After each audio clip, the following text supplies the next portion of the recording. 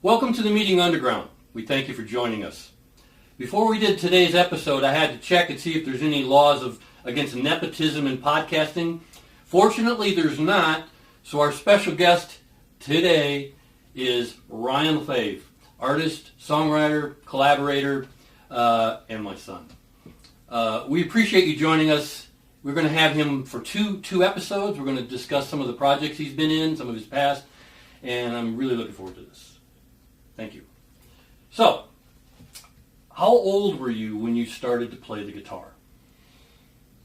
Let's see, when I started playing myself, growing up with you around it, it was always kind of like in my vernacular, I guess, as a kid, watching music videos and going to concerts and stuff. But if my dates are right, we moved to Tennessee in '94, I think. I think that's right. That would have made me 13. So I guess 14 is probably when I first started taking lessons. Right. And got my first guitar. A couple of my friends in middle school in Dixon, where I was going to school there, were players, or they were starting out too. So I was a little behind. But when we'd hang out and sleepovers and parties and birthday parties and stuff, there'd always be a couple of them that'd pull out like a Strat or something and play some Jimi Hendrix lick or something. And I was like, well, I want in on that. So where do you guys take lessons? And they pointed me to Mary's Music in Dixon. Yeah, Mary's Music.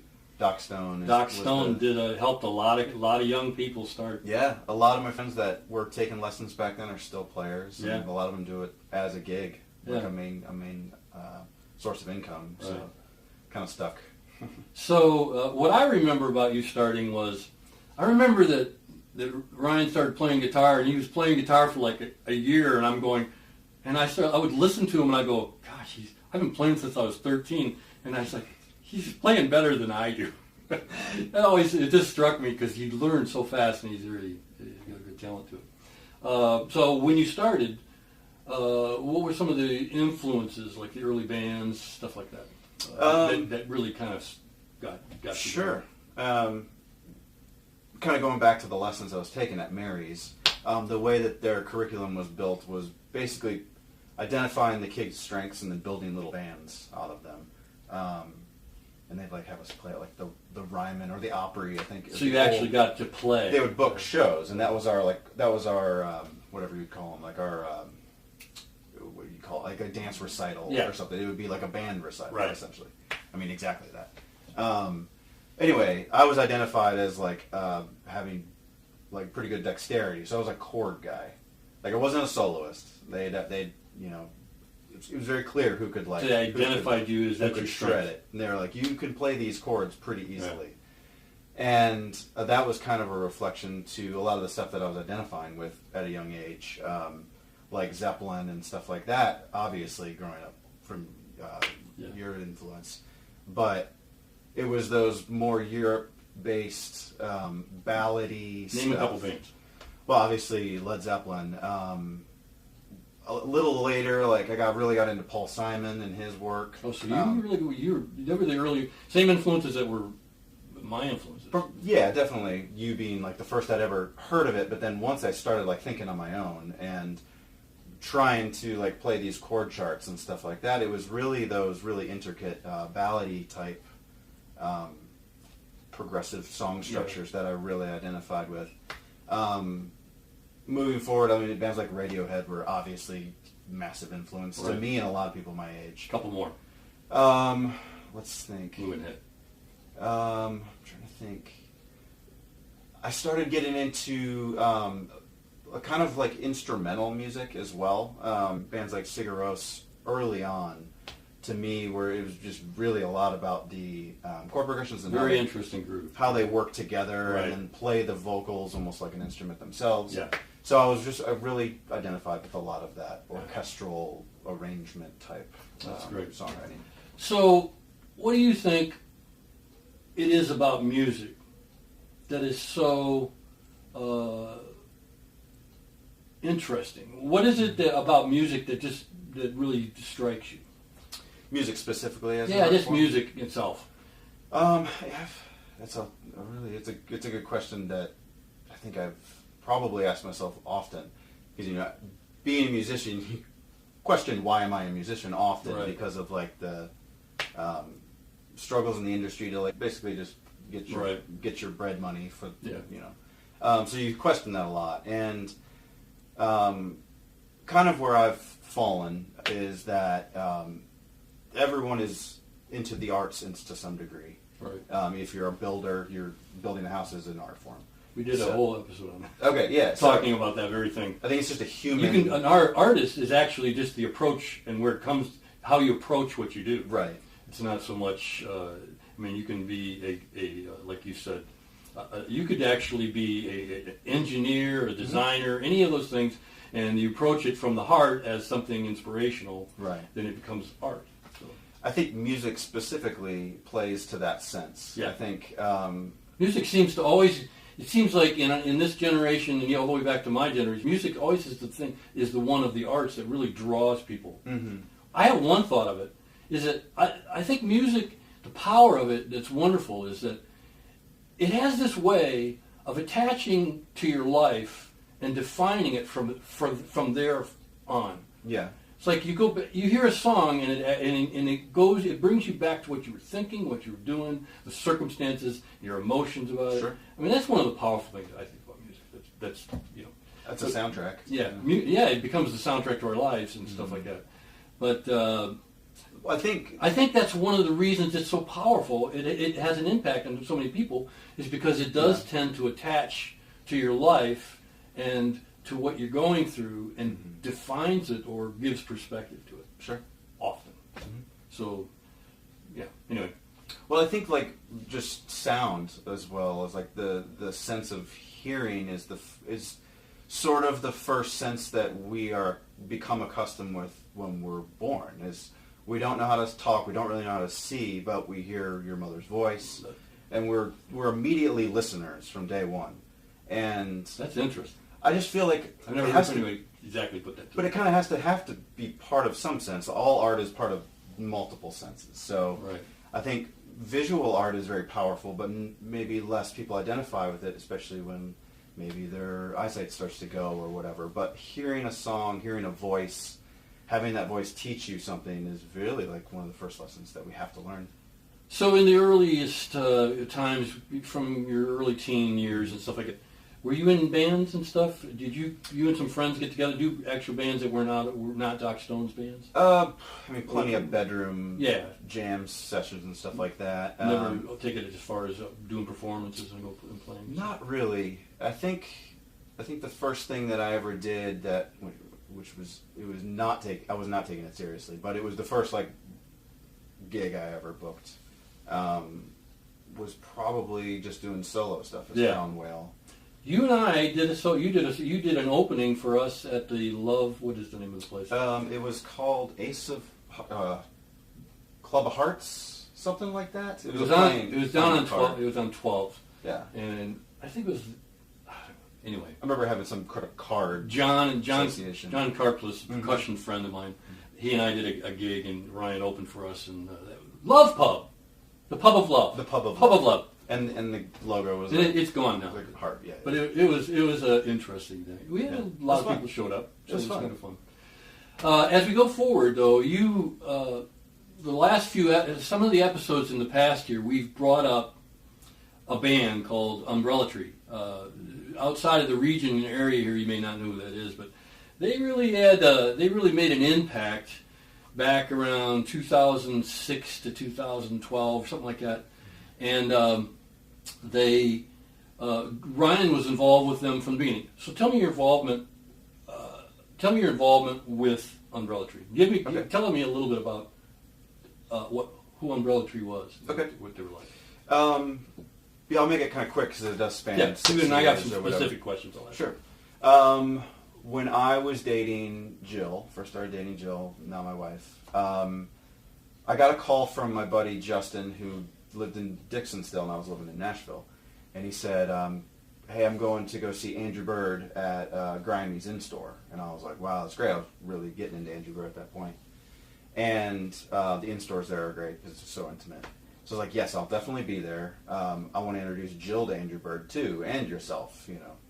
And when we showed up, he was sitting on the front steps, and he was sitting there with his coworker friend. His coworker friend was Zach Gresham of Umbrella Tree. A name that's come up a few times in the last few episodes. People know him. He's a good guy, and he's really talented. Yeah. So that was we met him, went in, saw the show, and then they said, "Hey, are you going to go see Andrew Bird tonight at 3rd and Lindsley?" And we said, "Are there tickets available?" He said, "Yes." And we said, "Yeah." So we all 4 went.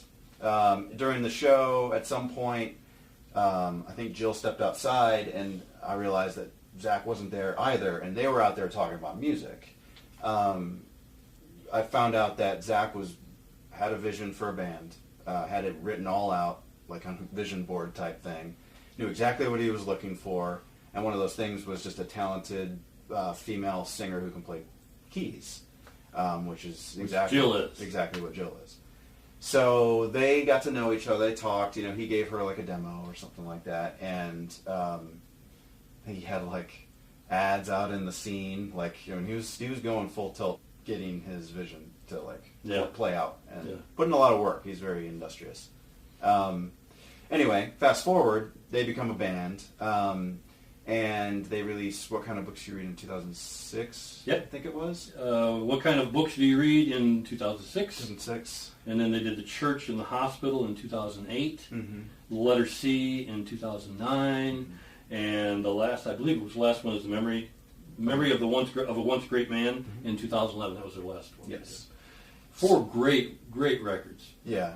Critically acclaimed in this area. I mean, I was going through some of the Nashville reviews of you guys. They really got good reviews. But you were involved all the way through. Yeah. You were like a part of the band, except not on stage with them. Sure. Pretty much. Yeah, early on I was just kind of like handling merch, handling a lot of like just the administrative stuff that they either didn't have time to do or that I was just eager to help with. Because they were so great, I was wanting to be supportive. They were my new friends, and it was a cool little scene. So early on I did a lot of that. As we grew as a band, like the albums and how they were written and stuff changed too. They ended up opening up the writing load, like the sharing the writing process with everybody involved. So Derek became a third of the writing team. Right. And now let me go. This is a write-up about them. Listening to Umbrella Tree is a commitment with no easy outs. That's partially because singer-guitarist Zachary Grisham, singer-keyboardist Jillian Lee, and drummer Derek Pearson completely give themselves over to their live performances. Gresham acting the part of the wiry animated ringmaster, Lee the mysterious girlish girl, and Pearson the focused brute with a precise touch. They did get a lot of good reviews for this. So I'll add to that.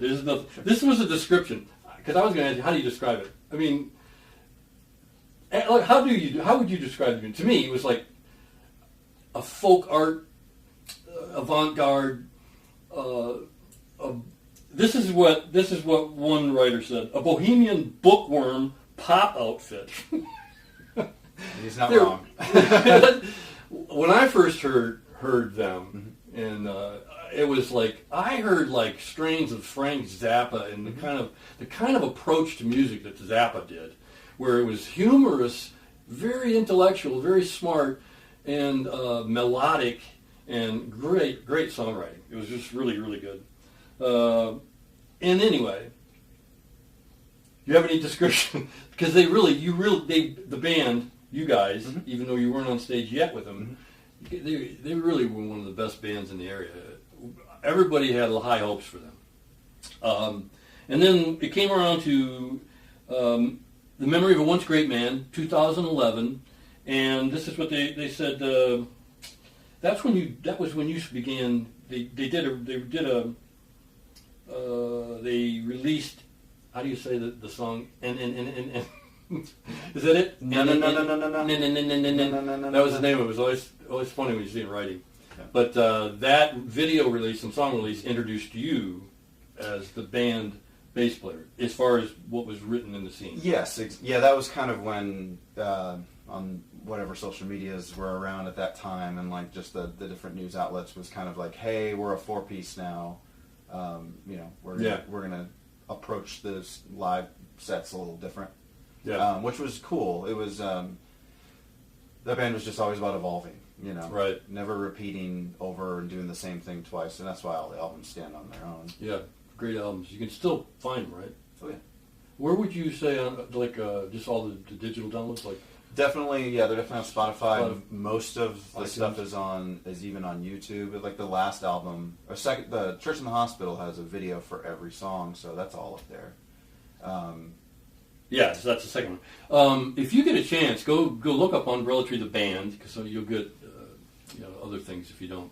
But look at some of their videos. In fact, we're going to show you one of the videos.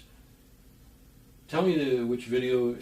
Introduce the video to them. Sure. Before we get to that, though, we're going to go back. I'm going to have Ryan back next week, episode 13. He's going to do a second part. He's going to talk about some of the other projects he's involved with. Up to right now, he's involved with a group called the Mute Group. Some of the same fellas. Zach's in that band, and you're in that band. And, really good, and they're just launching their projects. And so we're going to talk more about that next week.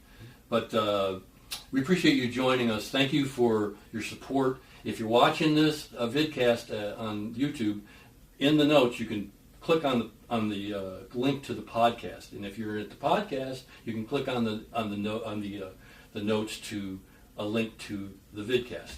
Whether you're listening to us, whether you're watching us, we really appreciate you joining us. Thank you for your support. Ask you to subscribe to those places, download stuff. You're what makes it happen, and we just really appreciate it. So I'm going to let Ryan close out by introducing the video that we're going to show you, Umbrella Tree video. Sure. So the one I prepped it wasn't No. Yeah, that's okay. But it was another one that I was in. I think it was the first one I actually filmed. Yeah. It was called Uncle William, and it was. I guess I played Uncle William. I'm not exactly sure, but I'm kind of like a crazy madman in a workshop. Don't even need to explain it. Yeah, it was. Derek's handiwork on the video front. He's a fantastic video editor. We're going to talk a lot more about Derek and the others next week. So here we go. This is it. Uncle William. Uncle William. Thank you for joining us.